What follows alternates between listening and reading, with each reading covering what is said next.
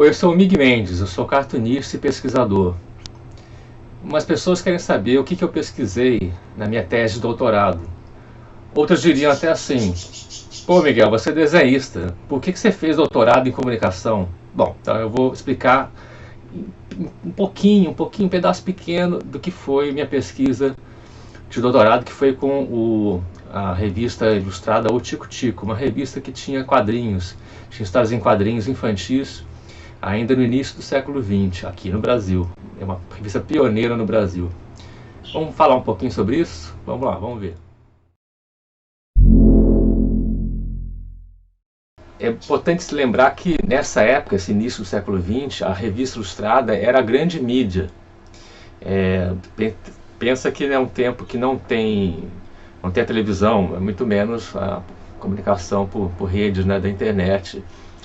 A publicação impressa, periódica, isso estava no auge, era a coisa mais importante, era o primeiro tipo de veículo de comunicação que mostrava o mundo para as pessoas, né? Trazia as imagens, que já eram fotografias que podiam ser publicadas, além de muitos desenhos. Daí a importância dos caricaturistas da época, que trabalhavam em todas as revistas, né?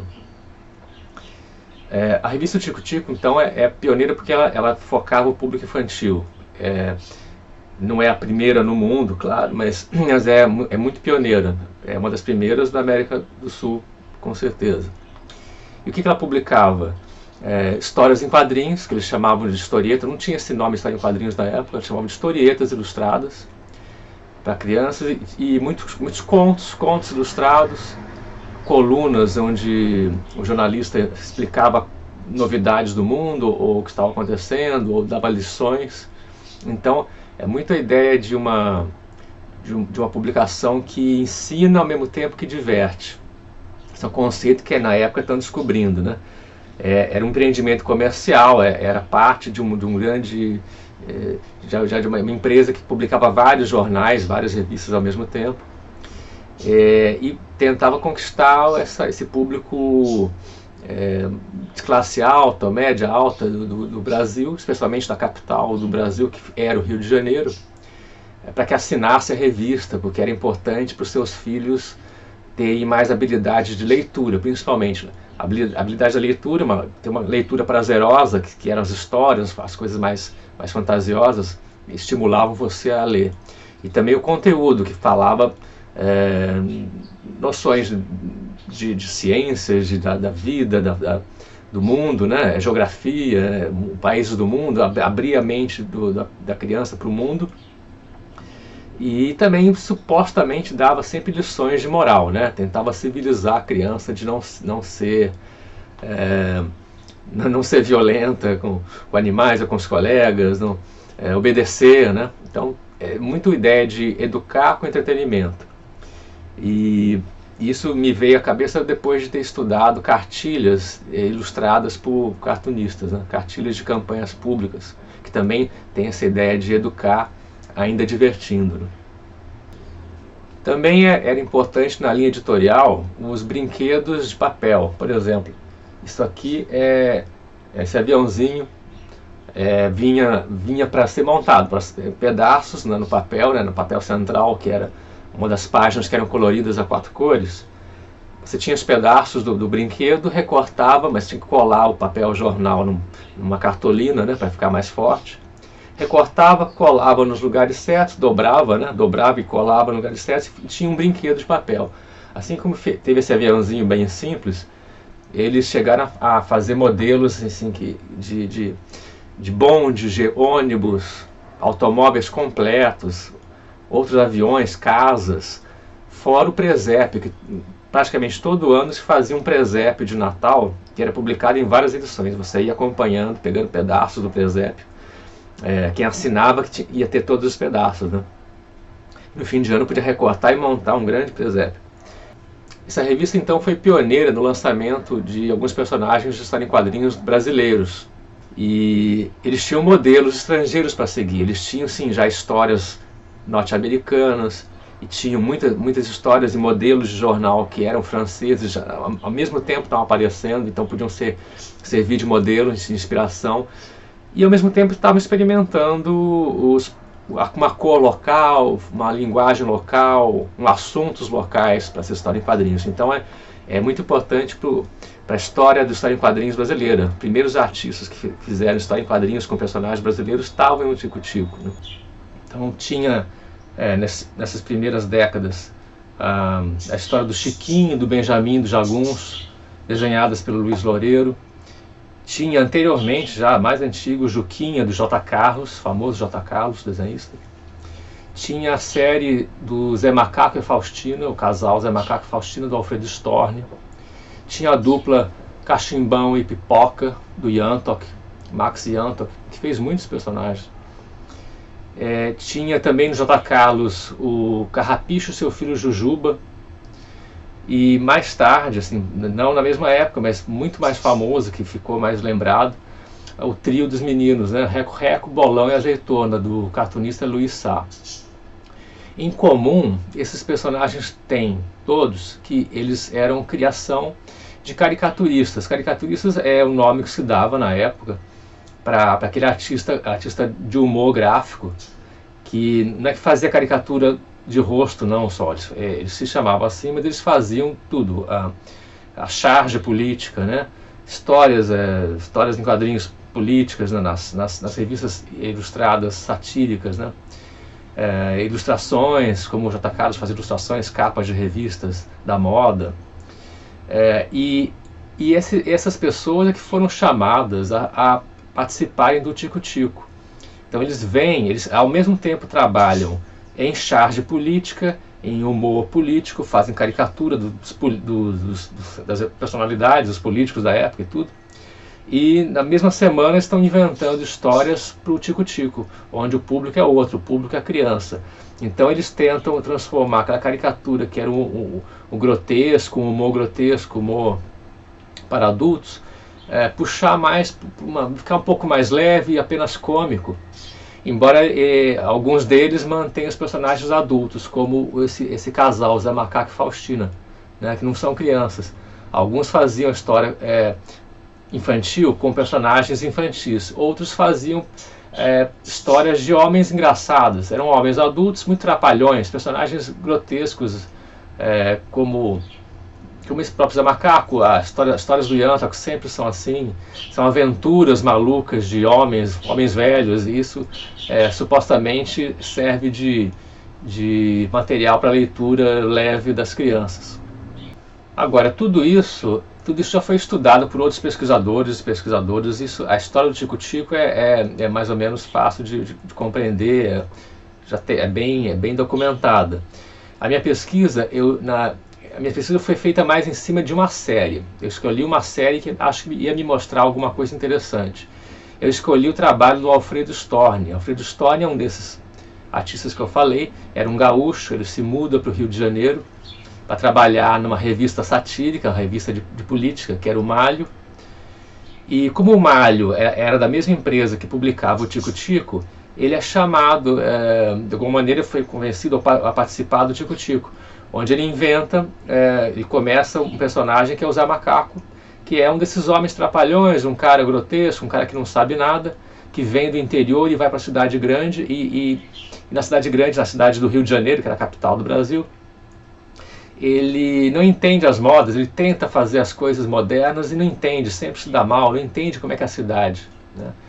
Esse personagem depois, pouco tempo depois, ele transforma, porque ele diz que o personagem ganhou uma herança por qualquer motivo, ficou rico por um motivo misterioso, mas ficou rico. Ele era uma pessoa do interior que não tinha trabalho nem nada, mas ele fica rico e se casa e tem um filho. O filho dele se chama Baratinha, só tem esse apelido.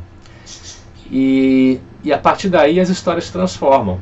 E esse personagem, Zé Macaco, a sua mulher Faustina, o seu filho Baratinha, vão acompanhando as décadas, especialmente o casal. O Storni publica essas histórias desde 1909 até 1952, ou 56. 56 é a última publicação, onde ele continua falando dessa vida desse casal. Isso que eu achei muito interessante, ver uma série que é cômica, foi feita para crianças, está no Tico-Tico, foi sempre publicada na revista Tico-Tico e foi publicada durante muitas décadas. Uma das coisas interessantes do personagem Zé Macaco, do Alfredo Storni, é que ele é, desde o início, desde essa renovação, que ele ganhou uma fortuna e passou a ser um personagem que tem posse, ele pode comprar coisas, ele também, ao mesmo tempo, ele se transforma num inventor amador. As primeiras histórias ele já vem com um aparelho voador que ele inventou, ele construiu sozinho, porque estava muito na moda o aeroplano. Havia pouco tempo que Santos Dumont tinha feito as suas experiências e ficado famoso, né? No Brasil, muito famoso, era um herói nacional. E o Zé Macaco já vem com a ideia vem com aeroburro, que é um tipo de balão, um aeroplano com balão, e o balão é um burro. Por algum motivo ele inventa uma coisa assim, é bem fantasioso. Mas o Zé Macaco, todas as histórias daí para diante, sempre ele tenta imitar uma novidade, uma invenção, ele inventa algo que ele já viu algo parecido, ele inventa do modo dele. Então ele fez automóveis diferentes, fez aeroplanos, mais uma vez, ele imita as façanhas modernas, por exemplo, ele imita o Marechal Rondon, então ele pega o aeroplano dele e vai para a selva brasileira e tenta pousar numa aldeia indígena, porque ele acha que ele vai civilizar os indígenas. É uma história dele, ele imita. Mais tarde, quando ele conhece o bondinho do Pão de Açúcar, que era novidade para aquele início do século, ele inventa de fazer um bondinho também na casa dele, debaixo do pátio até o último andar. Ele inventa também de criar experiências meio médicas ou genéticas e faz misturas ou faz operações. Então esse personagem é curioso porque ele tenta, com base até a possibilidade que ele tem dinheiro, ele tenta sempre entender uma moda nova, uma novidade técnica, mas assim, sem entender, ele tenta reproduzir, ele tenta imitar, né? Ele tenta sempre macaquear uma novidade técnica, no que normalmente dá mal, mas ele insiste, ele se orgulha de ser um engenho, ser uma pessoa de tino, de decisão, que tem sempre uma ideia, está sempre procurando a ideia, ele fica chateado quando não tem nada diferente que ele está fazendo. E enquanto o Zé Macaco faz as experiências dele, as invenções dele, a esposa, a Faustina, ela também tem um comportamento muito parecido. Ela é aquela pessoa que sempre tenta estar na moda, imitar a nova moda, acompanhar a nova moda, especialmente moda de roupas, né? Roupas e chapéus. Sempre tem que ter um chapéu novo, e ela faz qualquer coisa para ter a moda. Ela às vezes tenta fazer sozinha, né? Também tem essa iniciativa de se fazer sozinha, fazer uma imitação da moda que está correndo na cidade. E outro aspecto, ela tenta ser famosa, ou por fazer caridade, como as grandes damas da sociedade ficam famosas porque são caridosas, ou porque ela quer ser artista, e artista desses novos meios, né?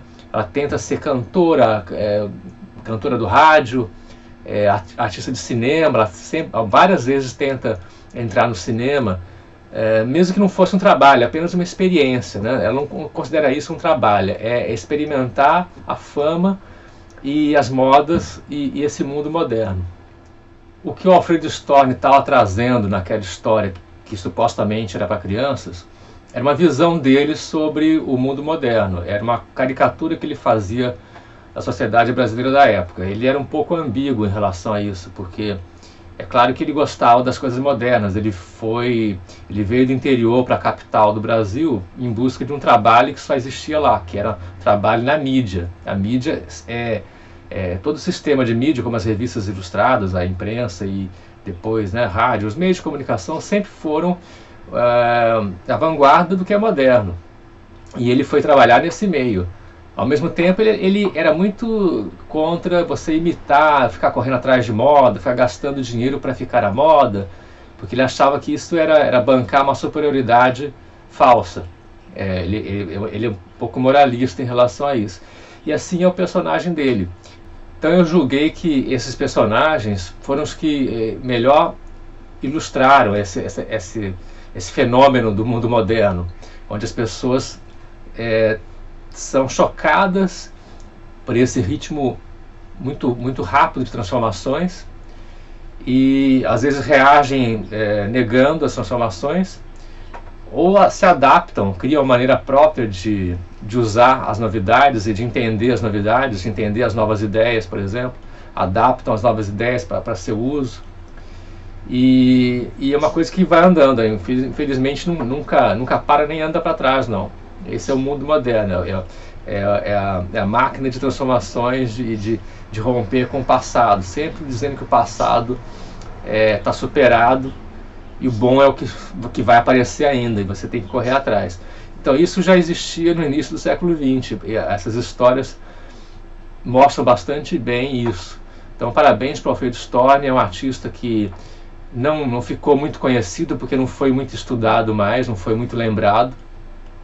E eu fiz questão de trabalhar bastante com ele, porque eu acho que ele deve ser lembrado como um grande caricaturista e um grande artista que tinha uma visão muito boa da sociedade, e também fez um personagem que é muito amado na sua época. O Zé Macaco e a Faustina, além de Chiquinho, além do Pipoca lá do Yantok, eles eram desenhados pelos leitores do Tico-Tico, mandavam cartas, às vezes mandavam até ideias de histórias para esses personagens. Eles eram muito amados na época. Então, gostou? Tem muito mais para falar sobre o Tico-Tico. A pesquisa durou anos e eu tenho muito mais material que eu ainda estou tentando entender, e isso deve gerar mais papos, né? Ou mais artigos, mais pesquisa sobre esses grandes artistas que o Brasil teve já desde muito cedo. Se você gostou, então deixa um comentário, aperte o like, dê um like, siga o meu canal, que ajuda a gente a fazer o trabalho, tá bom? Até a próxima!